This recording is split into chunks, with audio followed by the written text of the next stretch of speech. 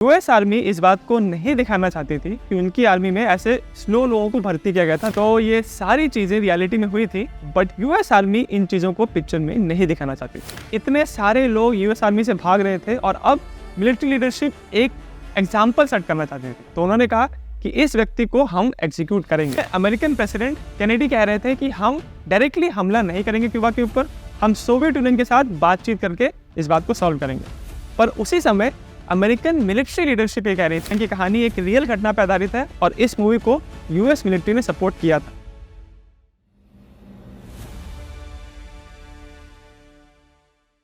आप कभी IMDb पे जाके best movies of all time की लिस्ट देखो तो उसमें आपको बहुत सारी मूवीज ऐसी नजर आएंगी जो मिलिट्री बेस्ड है या फिर वॉर मूवीज है। वॉर मूवीज का जॉनर बहुत बड़ा है, इस पे बहुत सारी पिक्चर बनती हैं और जाहिर सी बात है कि अगर आप पिक्चर बहुत बड़े स्केल पे बना रहे हो, मतलब बड़े बड़े वॉर्स दिखा रहे हो, आपकी पिक्चर का स्कोप बहुत बड़ा है, तो आपका बहुत खर्चा होगा। एग्जाम्पल के लिए आप सोचो कि आपको एक ऐसी मूवी बनानी है जिसमें आपको वर्ल्ड वॉर 1 दिखाना है, तो आपको उस समय के इक्विपमेंट चाहिए, military equipment, tanks, weapons, uniforms. ये सारी चीज़ें आप जाकर किसी दुकान से नहीं खरीद सकते हो। इसमें आपको अपने देश की या बहुत सारे और देशों की मिलिट्री की हेल्प लगेगी। अगर सिर्फ हॉलीवुड की बात करें यानी सिर्फ अमेरिका की बात करें तो अमेरिकन मिलिट्री का जो हेडक्वार्टर है उसको पेंटागन कहते हैं। अब पेंटागन में एक डिपार्टमेंट है जिसका सिर्फ ये काम है कि उनको डिसाइड करना है कि जब कोई मूवी प्रोड्यूसर या कोई स्क्रिप्ट राइटर अपनी स्टोरी लेके उनके पास आता है तो इनको ये डिसाइड करना है कि इस मूवी को, इस स्टोरी को वो लोग सपोर्ट करेंगे कि नहीं, और किसी पिक्चर को वो लोग सपोर्ट करेंगे या नहीं करेंगे ये डिसाइड करने के लिए वो 3 मेन रीजन यूज करते हैं। पहला रीजन ऑब्वियसली वो चाहते हैं कि पिक्चर में अमेरिकन मिलिट्री को एक पॉजिटिव लाइट में दिखाया जाए, उनको हीरो की तरह दिखाया जाए। दूसरी चीज़ वो ये देखना चाहते हैं कि जो अमेरिकन मिलिट्री का डिपिक्शन है मूवी के अंदर वो एक्यूरेट है, मतलब सही है, और वो सही किस हिसाब से होगा, पेंटागन को जो सही लगेगा वही सही है। मान लीजिए कि आपने ऐसी चीज़ दिखाई है अपनी पिक्चर में जो एक्चुअली हुई थी बट पेंटागन वो नहीं दिखाना चाहता तो उस पिक्चर को अप्रूव नहीं करेंगे। और तीसरी चीज़, पिक्चर रिलीज होने के बाद उस पिक्चर का इफेक्ट ऐसा होना चाहिए कि जो मिलिट्री में लोग भर्ती होते हैं उसके ऊपर और जो एक्चुअली आर्मी के अंदर है, मिलिट्री के अंदर है, उनके मोराल के ऊपर अच्छा प्रभाव पड़ना चाहिए। तो बहुत सारे मूवी प्रोड्यूसर्स, राइटर्स अपनी स्टोरी लेके पेंटागन के पास जाते हैं, बट सिर्फ कुछ ही मूवीज ऐसी होती हैं जिनको पेंटागन सपोर्ट करते हैं। तो इस वीडियो में मैं आपको ऐसी कुछ स्टोरीज बताऊंगा, ऐसी कुछ फेमस मूवीज बताऊंगा जिनको पेंटागन ने सपोर्ट नहीं किया, फिर भी वो पिक्चर बनी और बहुत हिट हुई। Number 1, Forrest Gump. Forrest Gump को कहा जाता है कि आज तक जितनी भी वॉर मूवीज बनी है उसमें से one of the best movies है ये। इस मूवी की कहानी ऐसी है कि एक बहुत डिम विटेड, एक स्लो इंसान है जो फौज में भर्ती हो जाता है, फिर जाके वियतनाम में लड़ाई करता है और वहाँ से निकलता है, उसको मेडल्स मिलते हैं और लाइफ उसकी अच्छी हो जाती है। पर जब इस मूवी के प्रोड्यूसर्स और राइटर्स अपनी स्क्रिप्ट को लेके यूएस आर्मी के पास गए तो उन्होंने कह दिया कि वो इस पिक्चर को सपोर्ट नहीं करेंगे। यूएस आर्मी को ये बात पसंद नहीं आ रही थी कि इस पिक्चर का हीरो एक कम अकल है, एक डिम विटेड इंसान है और कैसे वो आर्मी के अंदर इतना अच्छा परफॉर्म कर सकता है। यूएस आर्मी इस बात को नहीं दिखाना चाहती थी कि उनकी आर्मी में ऐसे स्लो लोगों को भर्ती किया गया था वियतनाम वॉर के दौरान, बट अनफॉर्चुनेटली ये बिल्कुल सही है। ऐसा एक्चुअली हुआ था। वियतनाम वॉर के समय 1967 में जो अमेरिका के डिफेंस सेक्रेटरी थे, उनका नाम था रॉबर्ट मैकनमारा, उन्होंने एक नया प्लान लॉन्च किया। इस प्लान को उन्होंने कहा प्रोजेक्ट 100,000। इस प्लान का मकसद ये था कि वियतनाम वॉर में अपने अमेरिकन फौजियों को भेजने के लिए उनको अपने देश के अंदर फौजियों की भर्ती बढ़ानी है, उनको 1 लाख फौजी इकट्ठे करने हैं। और इस चीज़ के लिए, इतने सारे फौजियों को भर्ती करने के लिए उन्होंने रिक्रूटमेंट स्टैंडर्ड्स को थोड़ा कम कर दिया। उन्होंने कहा कि अगर कोई फौजी आ रहा है भर्ती होने के लिए और उसकी IQ 71 से कम है, उसको भी हम भर्ती कर लेंगे। इस एक स्टेप की वजह से अमेरिका के बहुत सारे नौजवान आर्मी में भर्ती हुए और फिर जाके वियतनाम वॉर में लड़े भी। इसमें से बहुत सारे नौजवान, उनका IQ बहुत कम था, आप कह सकते हैं कि वो मेंटली चैलेंज थे, उनको कोई ना कोई मेंटल डिफिकल्टी थी, फिर भी उनको आर्मी में भर्ती होना पड़ा। और आर्मी के अंदर ही ऐसी जो यूनिट्स होती थी जिसके अंदर बहुत सारे ऐसे लोग थे जिनका IQ कम था, उनका मजाक उड़ाने के लिए, उनकी बेइज्जती करने के लिए आर्मी के अंदर ही ऐसी यूनिट्स को मैकनमारास मोरॉन्स कहा जाने लगा। तो ये सारी चीज़ें रियलिटी में हुई थी, बट यूएस आर्मी इन चीज़ों को पिक्चर में नहीं दिखाना चाहती थी। उसके अलावा आर्मी को इस बात से भी आपत्ति थी कि फॉरेस्ट गंप अपने ऑफिसर को लेफ्टिनेंट डैन बोल रहा है, तो रैंक और फर्स्ट नेम के साथ अपने ऑफिसर को बुला रहा है, ऐसा आर्मी में नहीं होता।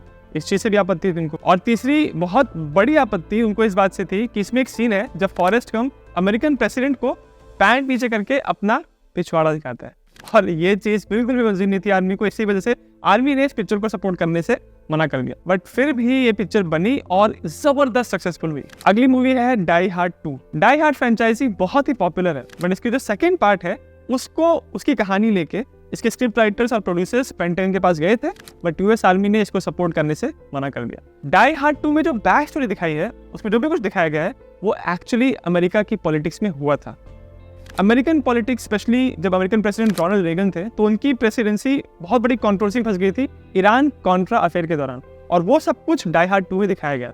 उस बात से अमेरिकन मिलिट्री को आपत्ति थी। इसके अलावा इस मूवी में जो मेन विलन दिखाया गया है वो भी एक ऐसे रियल लाइफ इंसान के ऊपर आधारित है जो अमेरिका की गवर्नमेंट के साथ उलझा था, और इस बात को भी अमेरिकन गवर्नमेंट नहीं दिखाना चाहते थे। इस वजह से पेंटागन ने इस मूवी को सपोर्ट नहीं किया। Number 3, platoon. ये 1986 की एक मूवी है। इसमें दिखाया गया है कि जब अमेरिकन सोल्जर्स वियतनाम में लड़ रहे थे तो बहुत सारे सोल्जर्स को हेरोइन, कोकेन एडिक्शन हो रहा था। उसके अलावा सोल्जर्स आपस में लड़ रहे थे, कभी कभी एक दूसरे को मार भी दे रहे थे, और वियतनाम की सिविलियन जनता के साथ बहुत अत्याचार कर रहे थे। ये सारी चीज़ें ऑब्वियसली अमेरिकन मिलिट्री पिक्चर में नहीं दिखाना चाहती, बट रियलिटी में ये सब कुछ हुआ था।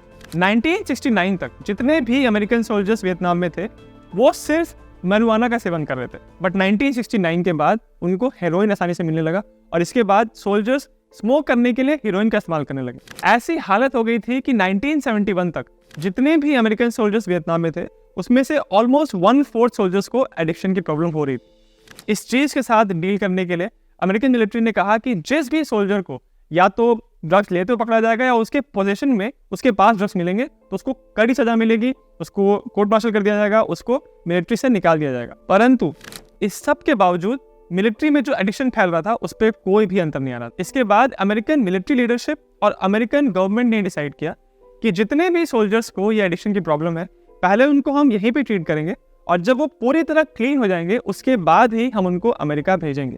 इसके बाद थोड़ी थोड़ी सिचुएशन में इंप्रूवमेंट आई थी, बट जो भी हो प्लाटून मूवी को सपोर्ट करने के लिए यूएस मिलिट्री ने मना कर दिया। Number 4, the execution of private Slovik. ये 1974 की एक मूवी है जिसमें दिखाया गया है कि वर्ल्ड वॉर 2 के दौरान अमेरिकन आर्मी में एक सोल्जर था जिसका नाम था प्राइवेट एडी स्लोविक। ये सोल्जर अपनी फौज को छोड़ के भाग गया था, और जब ये पकड़ा गया तो अमेरिकन आर्मी ने इसको मौत की सजा दी। इस पिक्चर को सपोर्ट करने के लिए यूएस आर्मी ने मना कर दिया, क्योंकि उनकी आपत्ति ये थी कि इस पिक्चर में बहुत सारी चीजें ऐसी दिखाई गई हैं जो रियलिटी में नहीं हुई थी। प्राइवेट एडी स्लोविक की एग्जीक्यूशन की कहानी एक्चुअली सही है। साल 1942 में जब एडी स्लोविक आर्मी में भर्ती होने के लिए गया तो आर्मी ने उसको भर्ती करने से मना कर दिया, क्योंकि इसके खिलाफ बहुत सारे क्रिमिनल चार्जेस थे, इसने पहले जेल गया था और इसका रिकॉर्ड अच्छा नहीं था।